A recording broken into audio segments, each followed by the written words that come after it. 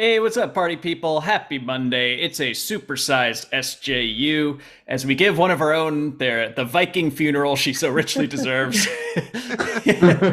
This is a sad, a bittersweet day.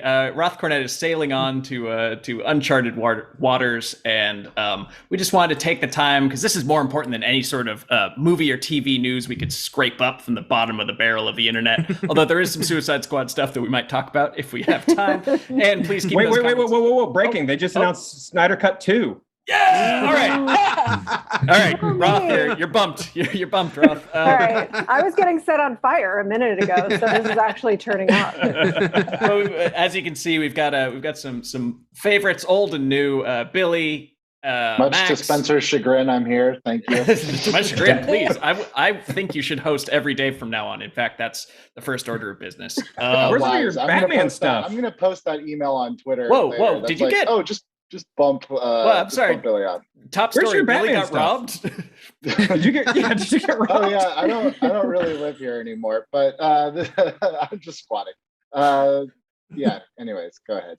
Okay, well, I really want to pry deeper into that, but instead we will talk to Roth. Please, if you would, just share the news. Anything I left out, any details you want to fill in to the people and reassure them or terrify them, as is your purview.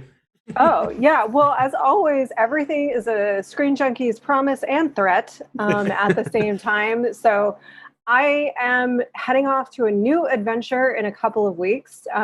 First, I'm going to Hawaii, though, so that's also important. So send me good vibes for a great trip in Hawaii. I'm going to be sharing where I'm heading to in the next couple of weeks, candidly, because I have not yet cleared that I can say it publicly.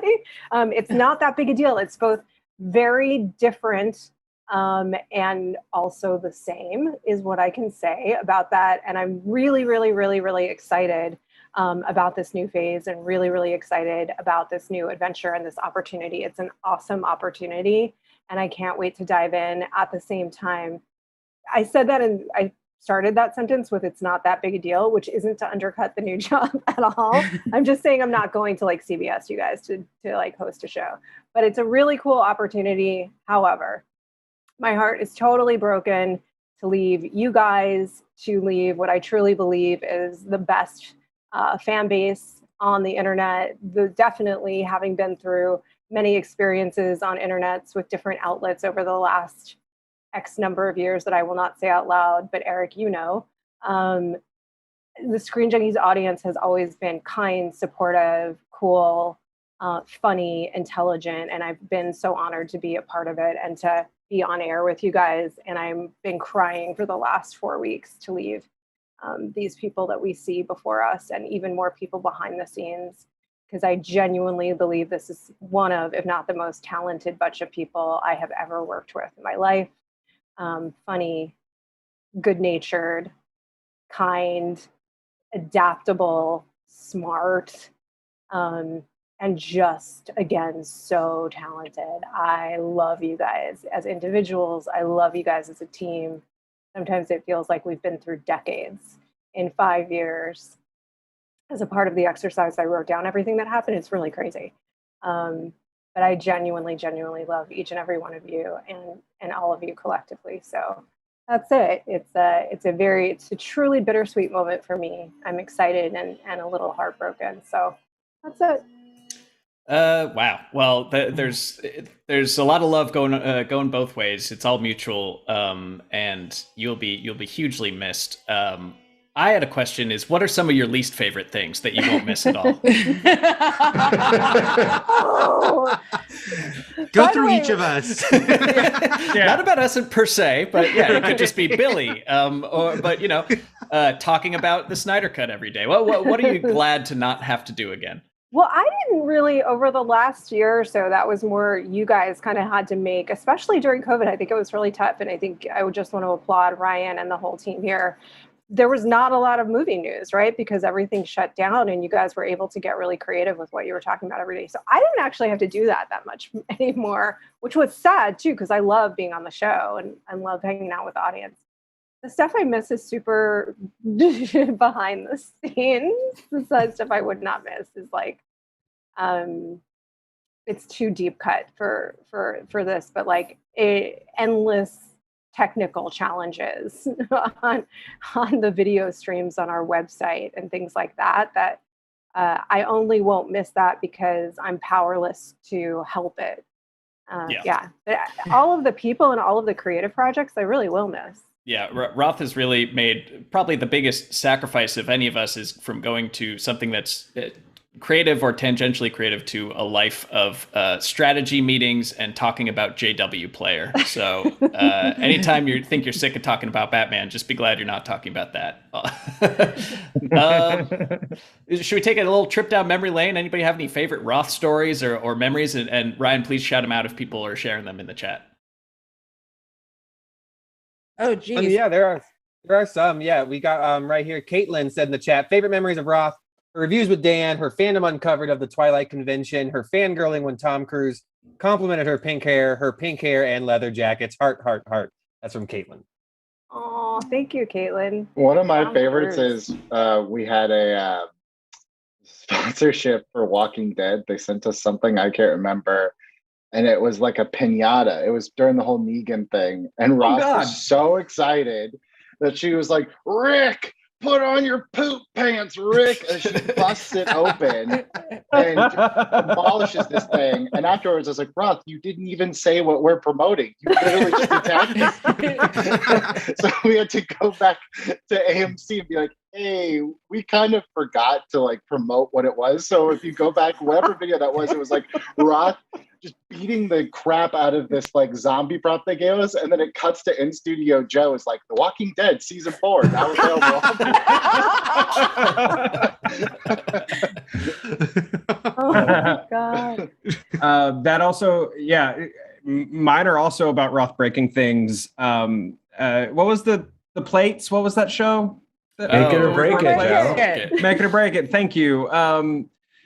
Just the tenacity at which and the glee in Roth's eyes when it was time to put on some safety goggles and just demolish a plate with Bat Clooney's face on it or whatever. Oh, it was just a delight. You know, it's just one of those things where we're in this. This isn't pretend breaking a plate. This is Roth really taking some stuff out on these. We were in a moment, Joe, if I recall, where there were some feelings There were, expressed on those plates.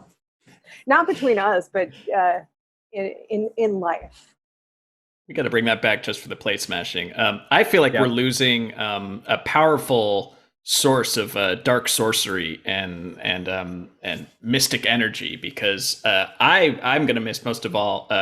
Roth always had some sort of very exotic brew with all sorts of like tinctures and like various powders and liniments and all sorts of weird potions that she would drink in the morning that I believe gave her superpowers. And I feel like we're losing. I mean, maybe Eric, could you become a Wiccan or something in lieu of Roth? I'll do my best. Also, I was remembering she was really fighting for that kombucha at the new office that we still haven't been to. Yeah. The kombucha on tap. Yeah. A real solo endeavor. It really was. It came. This was the even worse part about that. The place came with kombucha on tap, and you guys voted it out. And I was just trying to vote to leave it there, but no, I would rather drink air. At least it doesn't like hurt my stomach. A lot of people writing in the comments, just shouting some of them out. Langley M. Neely writes, Roth is a beautiful human being that deserves so much success. So here. He's been following you, going back to her days in a tiny room with Dennis Zhang and your days. Dennis Zhang. Yeah. Yeah. Dennis Zen. Well, there you go. Old school Roth fan. Oh my God. Really? Like me, I didn't know that. So Dennis Zen, can I tell this story? Yeah. Sure. Yeah. You can whatever you want. Oh, okay. You can literally for like 2 or 3 more days. Yeah. Like there are no consequences for you at this point. You can go for it. Okay. Nope, not gonna. I've already done everything that they're like. I've already said enough insane. I just beat stuff up on camera apparently and forgot to name the sponsorship. So Dennis Zen, you guys might know him from Collider. So he worked at Collider, but I knew him way before that. So when I was way back in the day, but when I first started working in editorial, I didn't even know really what entertainment journalism or editorial content was. I was working in an entertainment advertising company as a post-production supervisor and a producer. I was really bored. And I talked to my girlfriend, Allison. I was like, let's do a web series. Let's just do something fun and creative. I wanted to do something riffing on the Hills that was about Van Nuys. So, because I worked in Van Nuys. And that seemed like too much work to us. And so being fundamentally lazy, instead, she was like, oh, our friend Dennis is starting this new website called Think Hero that's all about like, the only geek thing she could name was Battlestar Galactica. And just every time she was like, it's where you live, it's Battlestar Galactica. So you should go do that with him. So Dennis and I started doing like TV show reviews and Lost reviews and like really dumb, terrible sketches that you guys would be embarrassed for me over that I will now share on social media. Yeah, that I will now share on social media. And then we both started working for AMC, and that which was then transferred to Collider. But we were the ones that with another person started Movie Talk. That was a really long story. All right, that's great. That's Dennis. And that's Dennis, who you all know and love. Here's one from Ethan Coogan, and I gotta agree with this. Favorite memory with Roth has to be when she got Spider-Man into the MCU, and she also came up with WandaVision. I mean, two of the all-time great shots called on there, and proof that Disney has a chip in all of our brains. Before we got the vaccine, they were already on it. When Roth and I did the WandaVision recaps, because I only loosely knew about she had the idea for WandaVision things, and when I got the full details, I was very impressed, Roth. That was awesome. Eric and I worked together at IGN a number of years ago, and the story behind the MCU thing is like, obviously we didn't actually get Tom Holland into the MCU, but we kind of did, and I'll tell you why. So when the Sony hack happened, do you guys remember the Sony hack? Oh yeah. Okay. Eric, our colleague, Jim Davida, went and searched the hack to see if there were emails about us. And like only Jim, if you know him, would have the idea to do this, right? At all. Because like, why would you think that there were any emails about us? But there were. And one of them was between Amy Pascal and another key producer of the Spider-Man movies at Sony. And it was a clip of our show at the time. We had a movie talk show called Keeping It Real, where I was saying, and Jim was saying, we were saying, that like, hey, this deal is going to happen, even though everyone was talking about the Marvel deal and that it was never going to happen. And I was like, it is, because it's in their benefit. It's in everybody's benefit for this reason, this reason, and this reason. And the producer says to Amy Pascal, see, IGN gets it. Marvel will get it too. And that's where the story of we brought Spider-Man to the MCU comes from. Oh, that's awesome. So let's see. I can talk about other hacked emails from the Sony hack that I learned. We're on this show. I think you should introduce. You're a great producer because you're sending meeting invites during SJU and clearly working.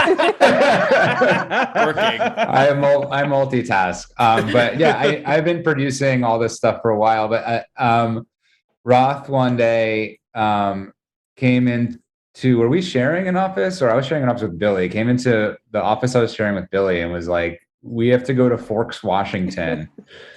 And I was like, what is that? She's like, it's where Twilight takes place. I was like, I'm very uninterested. But then somehow, through her passion at pitching, convinced me that it was a wonderful idea to go to the woods in the middle of Forks, Washington to shoot this like bizarre Twilight festival, which ended up being amazing. And one of the coolest, weirdest things I've ever been to. It's those people in this small town in Forks, Washington, obsessed with Twilight. And we shot a little mini doc, and then that turned into the next episode was the D&D one that was just mentioned. But yeah, so thank you for that. And I don't know how you convinced me, but it was worth it.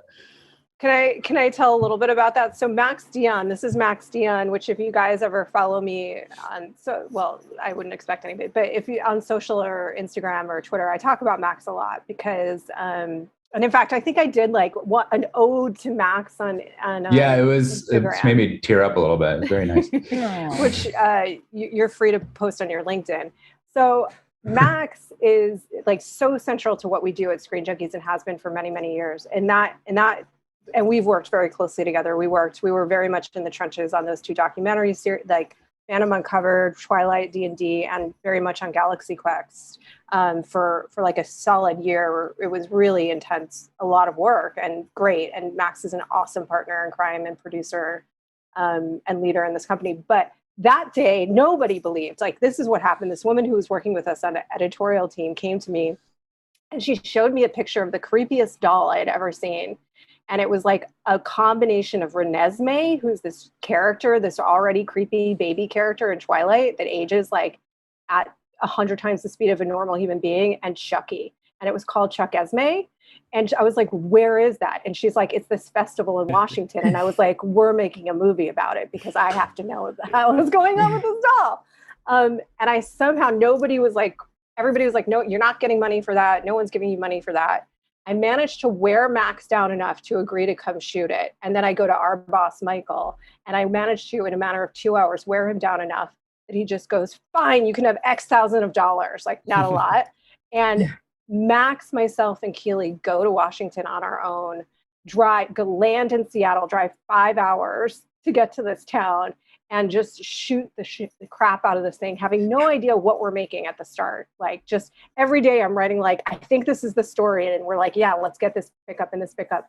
Max, meanwhile, I have images of you forever running through trees to just grab shots, like running up trees to grab shots. It was very pretty there. One-man show, wildly running around to get this done. So I thank you forever for listening to me enough to go do that. It was a very visually exciting place. Yeah. Very stimulating to shoot. I feel like I'm telling all the stories, so I apologize. You gotta know we gotta get them all out there. We can briefly pause to just relay a comment made by Harsh Bade that Joe looks like someone whose whereabouts on January 6th must be checked, and I just want Listen, I just want to take this opportunity, to tell you guys about the truth about the 2020 election. Here's the thing: Dominion is an anagram for communism. We can mute him, right? Can I tell a Joe story? Yeah. So, only if it's not about January 6th. No. You asked for that whole week off. I have your back forever on that show. I will never drop dime on you. Joe would never be at the Capitol on that day, just so you know. So, exactly. Joe, it's like at the start of the pandemic, and it's like everybody's going crazy, and what's going on, and what are we going to do? And we're just like, what can we do to contribute to the world in this moment? And so we do at SJU. And I can't even remember what the topic was. And Joe just shows up as Cobra Commander and like totally 100% willing to commit to the bit for the entire show. And it just, to me, kept getting more and more and more funny as the show goes on, and completely, for me personally, turned around my day and cheered me up. And I think that's what you have always done for audiences in general. Like, you're just willing 100% to put yourself out there and be funny and be kind and be yourself and be a goof. And I think it really makes people feel good. Oh, well, thank you. Maybe coming back. Yeah, anytime I can do Cobra Commander, if Martin Short was doing an impression of Cobra Commander for the world, I'll absolutely do it. Roth and I have already had our one-on-one goodbyes, but I think Roth's ability to just continually give things form out of pure chaos has been just so impressive, like constantly. Joined Defy Media when the world was like, it's a bad idea, probably starting another YouTube channel. And they were like, no, but that's your job. That's what you have to. And pulled it off and is just continually, like, with all of these different projects, just like, just like towed this line and led the charge. And it's been really cool. I think you probably had the least fun role of any of us, in the acquisition and stuff, which was, okay, now I have to like go off and make sure all these dumbass goofs continue to have a job, and continue to have value to their new parent company and stuff like that while they fart around and talk about the Snyder Cut. And you've handled all of that so incredibly just well and amazingly. That's so much, backstage stuff that, no one's ever really gonna know about beyond just noticing that you're gone, right? And, you were gone so much because you're out there sort of fighting a good fight for everybody. And it's going to be super missed. Yeah, my stuff with Roth is all like mostly, I mean, other than we did this great, I think it was me, Roth, and Spencer, we did this great Boots Riley interview, which is one of, I think, my favorite interviews. We did this thing, he like kind of dunked on Elon Musk and Bezos before most people were doing it. It was pretty amazing. It was dope. But most of my stuff is like, Roth is the one who taught me how to do junkets and stuff. Anytime you see me doing a junket, that was like, Roth taught me how to do that. Roth like plucked me out of like a million people who applied to be on SJU and like found me to be on this thing. And now I'm like one of the writers and I'm on here all the time. And so it's like, that's, those are, I already did my crying. I wore makeup. I can't cry on this thing or I'm gonna lose it. But so that's like, Roth is like definitely someone who doesn't pull up the ladder. And like, I always appreciated that. You're here. Well, and thank you. The fans are all chiming in as well. TN writes, I hope Roth gets to be a film producer. We'll TBD on that. Adam Hulbert writes, Roth's documentary actually convinced me to give some respect to the Twilight fans. Owen Baxter writes, I can't articulate the impact this channel's had on my life these past few years. It's in large part due to Roth and her energy and influence. Cheers to Roth. I wish you the best. And more and more. They're all pouring in. Bryce Ratliff, Roth always manages to see the depth and humanity in everything she discusses, and I'll miss her insights so much. She's also hilarious. I'm so sad. I want to piggyback off that just to say, when I was hired, Roth told me that they'd done this Twilight documentary, and I was kind of thrown, like, what, really? But then I saw it, and I was so impressed. It really was such a cool look at a side. We are Fandom, and we all have our specific things that we're really into. But I loved how that documentary looked at this other group that I'm not a part of. And then also, we were kind of you guys were really in the thick of making Never Surrender when I was hired.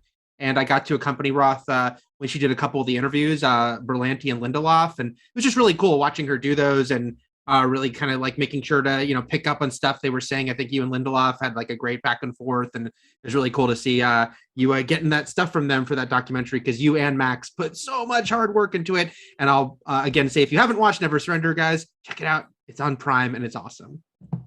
Thank you. Eric got us those interviews, though. I did, but that was thanks to you. but you guys had so much work done on that sucker at that point. Yeah. Something back in the comments from AJ Favorito that his favorite Roth moment was her rant about the CGI James Dean movie. I may have missed that or forgotten it. What's your beef with the look at her CGI face? James coming Dean? back. Yeah, no, it was horrible. You guys don't remember this? They announced. No. They announced, and then I want to tell a Danielle and Eric story, but they announced essentially that they were going to do, without obviously permission from him because he's dead, but they were going to do, and or the estate, like they were going to do a whole movie, not just a moment. Like, I think it's a really thin line. You think about like Carrie Fisher, who had already agreed to be in the final Star Wars movie that she had already been shooting for it, all of those things. But no, they were going to create an entirely new role that was like a leading role in a movie with a fake James Dean. And I was like, that is so totally not okay. That is so a violation of a person who is completely not alive and not here to give permission for any of that. And neither is his close relatives. Like, it's so nasty. It's completely gross. And also, what are we doing? There are real people. Think about when CGI first came out and when you loved it, you were blown away. It was Jurassic Park. And why was it Jurassic Park, people? Because it was a combination of organic puppets and CGI. You need organic material. You need humanity. You need human beings. What are we just going to be monsters? Are we choosing to be monsters? I think this might have been the time that I decided to push your buttons. I'm You not sure did. why, but was it the time that I was just like, no, Billy? it's totally fine. Actually, it's good. He should be in Space Jam too. Yeah. But I remember getting super salty, and then about 5 minutes into it, I was like, "Oh, I made a terrible mistake.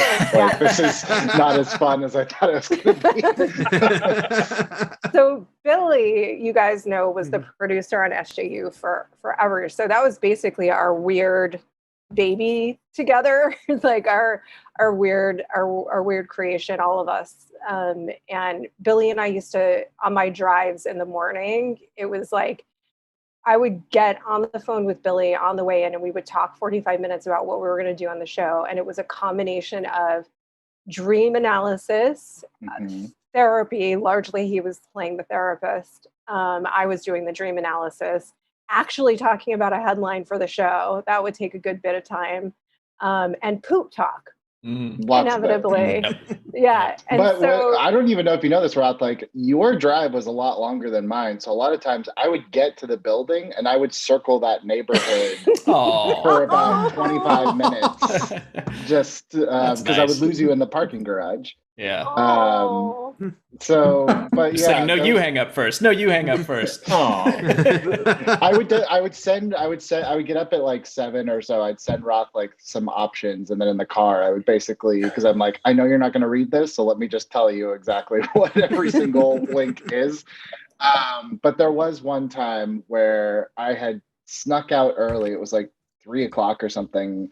And Roth's like, hey, she calls me. She's like, I'm looking for you. I was like, I can't talk right now. She's like, no, but it's really important. I was like, Roth, I'm going to shit my pants in the car. So I can't talk to you right now if it's super important. And then she texted me later. She's like, is everything okay? Did you make it home all right? Like, it was very caring and sensitive. So yeah, that's where we got. But yeah, I miss those car talks a lot.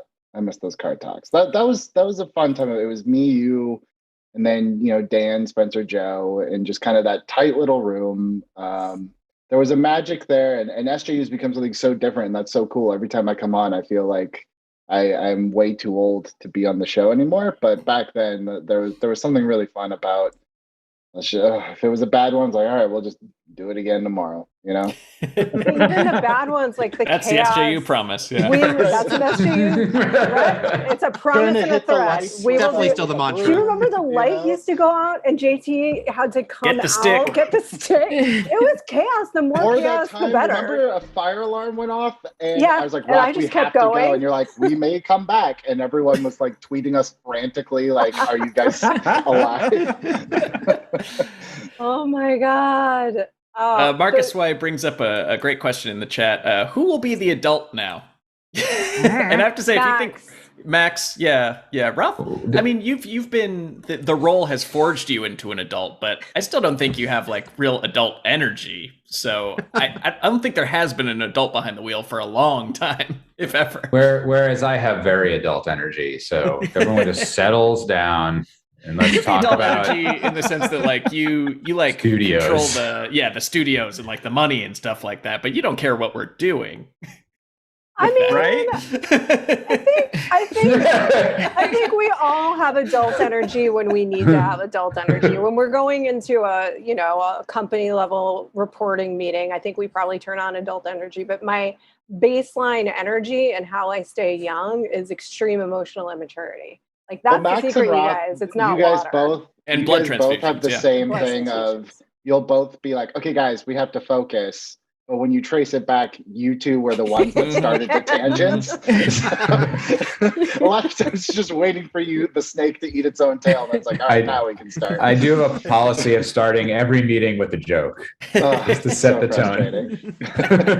We have like a joke prompt. Yeah. It's like at midnight. Like it's hard to do any work here. I love this one from Jimmy Jab. Let's feed every fandom video that Roth has been in into an AI so it can learn, and we can have an AI Roth to present future shows. You're James Deaning her.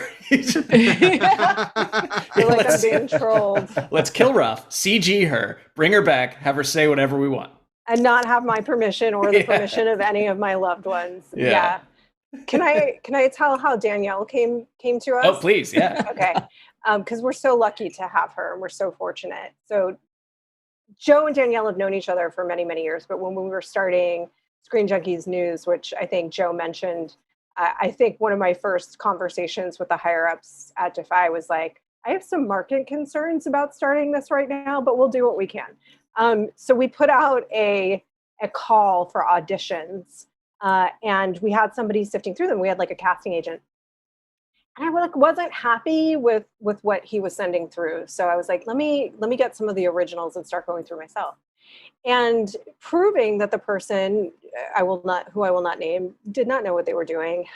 Danielle was in the submissions that he hadn't sent through to me. And I was just sitting there, saw her, and I was like, this one is amazing. She's hilarious. She's energetic. She has charisma. Why didn't this get through to me? And then Joe's walking by my door and he just stops and he goes, oh, I love that woman. I'm like, yeah, she's great. I'm going to call her in. But I had no idea that they knew each other. And Joe, you were probably the one that told, I think Danielle, we talked about this. He was the one that told you to submit. Yep. So like, how fortunate are we to have you in our lives, period. Because you have brought so much of your humor and your energy and your grace and your wisdom to all of us, both behind the scenes and on camera. I adore you. Tears. Thank you. Amen to that. Yeah. It's gonna be tough. It's gonna be tough. There will be a new Roth someday, but I feel like for now we still have like all the best people possible between me, Danielle, Joe, Eric, Billy, Max, Lon off camera, Ryan, William, Mikolaj, all the people in front of and behind the camera. We're in good hands, you know, and nothing is going away except for the person we love. We will still all be here doing our thing. Yeah, you guys are going to be great. Yeah. I just wanted to say maybe it's time to we can have some final thoughts, maybe wrap things up. Maybe I'll put this in the back of your head, Roth, because I want you, this is courtesy of Lovetto, do a final Marvel pitch before you leave, because we all know that Feige is listening. So anything Marvel related, you're going to put it out into the ether. I will stall for time and do some call for actions, but you think about that. And thank everybody so much for watching throughout the years and today. The fan support coming in is really, really touching and amazing. And wow, yeah, people have been watching this community for Movies Are Terrible, right? It's for 7 years, and I'm invested in all these strangers. I want to see them all crush. So that viewpoint is echoed by me for sure. And you probably all subscribe and have liked the video by now, because this is for the real fans at this point. If you're watching this far into it, hit that bell. We do have a Fandom 5. Oh, we're doing a Fandom 5. We're doing a little live quiz this Friday for Rick and Morty. So Rick and Morty fans, if you want to if you know every member of the Council of Ricks, that's at 4 p.m. Pacific. And if it's like the other ones, it doesn't say, but I imagine you could win real money for answering real questions. Not only can you win real money, but this time you can win money. And even if you don't get it right and you lose, you still get Wendy's gift cards. So, oh, hey now. Yeah. All Can right. we play? Yeah. Well, gotta eat the Wendy's. Sometimes you gotta eat the Wendy's, you guys. Sometimes you guys gotta eat the Wendy's. I haven't said anything about you and Eric though, so can I do that? Oh, sure, yeah. And roast. I'll have to think about a Marvel pitch, and maybe I'll come back with one. But maybe I want them to stop taking my ideas. For the record, I will say, not to like put you on the hook, and people forget we said this anyways, but like, you're always welcome to come back and talk about movies here. Like, there's no Roth policy or anything. So I'm not saying this is the last time. It's just the last time it'll be her job. You can always call us up and say, I have a thing or two to say about that new James Dean movie. I loved it. Yeah, I got a bone to pick with you. So this is what I will say. I don't have like one specific moment that I can capture with Spencer that I think captures the essence of Spencer, because you're such a complicated, talented person, and I know, and sarcastic and snarky. So it's also hard to be sincere with him, which is why this is tough. But I genuinely think the world of Spencer, and we have thrown so much stuff at him over the last couple of years as our head writer and key creative like mind that I'm thinking of anything like our finance team will be like, can you do an honest trailer about finance? Or like, can we do an honest trailer or do a video that captures the essence of everything this company is trying to do for the year to kind of support it, or an anthem reel or marketing materials. And every single time we go to Spencer with some vague idea or some bullet points, I think once I gave you a list of data bullet points, he will turn around a script that is funny, that is insightful, that is entertaining, that's 100% in our voice and works and blows everybody away. I know how talented you guys think he is. He's more talented than that. And in addition to that, one of the very few people that can be that talented and also really gracious about it. He takes notes, he listens, he's willing to collaborate, he highlights other people's strengths. It's a very rare combination of skills. And so thank you, Spencer, for being the writer and the human that you are. And you also have a really cute kid. Oh, shucks. I guess that's irrelevant, but you helped make that too. I did. That's what I'm the most proud of, more so than the data point videos. But yes, that's very much appreciated. And you are certainly you are not stingy with credit, and you definitely take the time to recognize what everybody does here. And we should all try to be more like Roth in that way. Good job, everyone. And Eric Goldman, who's the final one I'll mention, and then I would just want somebody to tell the story of how SJU found its voice with the squirrels. Anybody. So Eric and I have known each other a really, really, really, really long time, and this is I think my advice and I guess, I don't know, a little bit of wisdom, 25 cents of wisdom that you didn't ask for that Lucy's giving you, which is Eric was one of the people that is primarily, if not the person that was primarily responsible for me getting hired at IGN. And I, at the time, really needed a full-time job. Like I needed like health insurance. Like it was that kind of moment in life. And, I will be forever grateful to Eric. And then in addition to that, he is one of the like most good-natured, optimistic, always got a good attitude, also equally talented, has always known what he wants, like depth of knowledge people I have ever worked with. And so then when I brought him on to Screen Junkies and Fandom, I remember sitting down with you and going to meet at a diner, Eric, and I said, this is everything that you might not like about this job. And I am telling you this because I owe you so much. And I would never want to bring you into a situation that you wouldn't like. And you said, I'm down, I'm into it. And you came on and you made our days brighter and you made our work better. You took the editorial mantle and ran with it. And I couldn't be more grateful for that. And to have now worked with you in 2 different capacities and see how gracious you are. So thank you, Eric. Oh, thank you so much, Roth. I thank you sincerely. First of all, I obviously owe Roth for coming onto this job because she can't reach out to me about it. But no, you've been so great to work with at 2 very different jobs. I was laughing thinking about Roth when Daniel Radcliffe was coming to Comic-Con and we were going to interview him at IGN, and Roth and I played the game of both being like, I'd like to interview him, but I don't need to, when we desperately both wanted to interview him, which they solved by having us interview him together. But it was that was a tense time, Roth. That was an important. I remember I was moderating a panel and I ran from across. I practically leapt onto the balcony to get in to interview him. And he comes in, you guys. First of all, Freddie Highmore is leaving. So we were talking to Freddie Highmore for Bates Motel. And then Daniel Radcliffe is coming into the set for us to interview him. And he sits down and he's like, oh, Freddie, I've known him forever. That guy speaks like 10 languages. He's brilliant, man. He's brilliant. It turns out his parents are his managers, Freddie Highmore's managers. And then he goes, but do you know who's right next door? And I'm like, who is right next door, Daniel Radcliffe?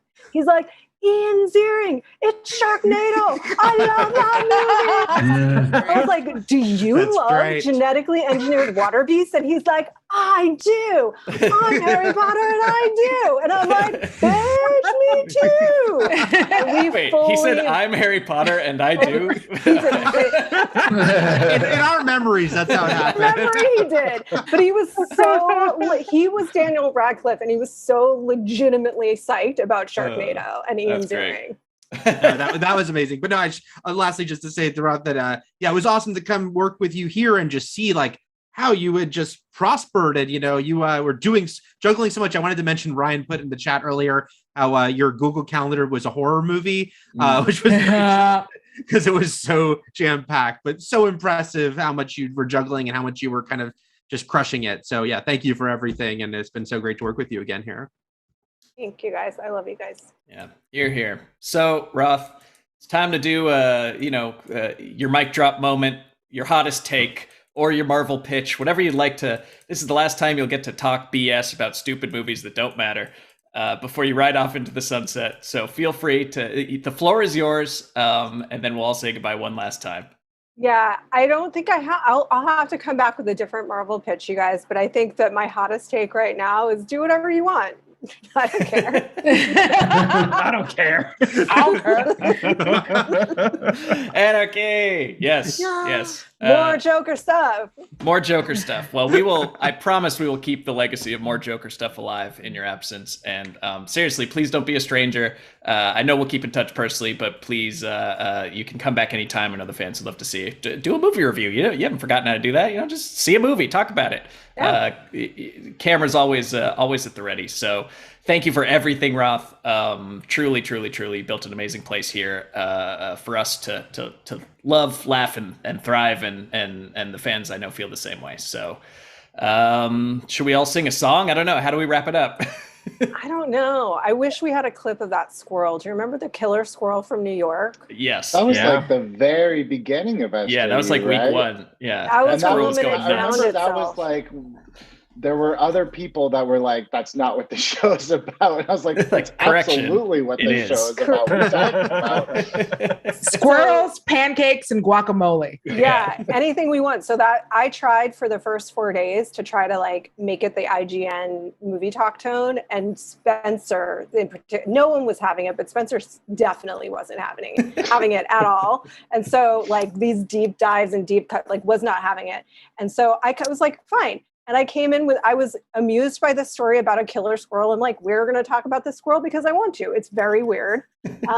And afterwards, I debated cutting it out of the show. Lon Harris, actually, I love you, Lon, but you did say we should cut it out.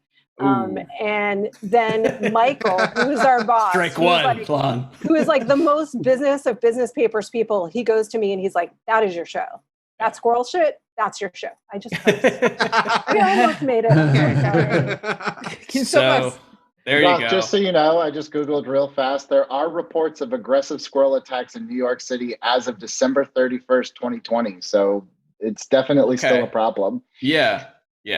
No one's put them in their place, so we'll have to do something about I feel that. like we're borderline, with all the killer squirrel stuff, and Roth's getting real close to accidentally outing what her new job is. So we should back away from the squirrel conversation. Just to be safe. Well, we'll leave you with squirrels. Yeah. Oh, go ahead, Joe. No, I was just gonna say, in freelancing and digital media in this dumb nerd space, there's a limited audience, there's a limited number of Patreon dollars, there's a limited number of camera time and spots at the table. And a lot of time it can foster this, like, I got to watch my spot and guard my spot. And Roth has just been the opposite of that, in terms of just fostering a really supportive environment and helping people grow. I started my big kid job at the beginning of this year over at DDB. And I can 100% tell you that it's going well because she's had my back. And I just wanted to get that on camera and just, I just appreciate you so much. And go fix the squirrel problem. I will. It's going well because you're killing it. You're doing amazing work. But thank you guys. I hope this was interesting. This was fun for me anyway. So do what you want. Yeah, this was super fun. And yeah, Joe, you said it best. This is Roth. She's got my back. I'd advise not getting killed by her. Elizabeth's victims. Yes. We'll be back. Tomorrow on Australia Commentaries, Wednesday for your regularly scheduled SJU programming. Thanks, everyone. Bye-bye. Oh, Suicide Squad. Just kidding. Oh. That's the new job? Yeah. Bomb and planting.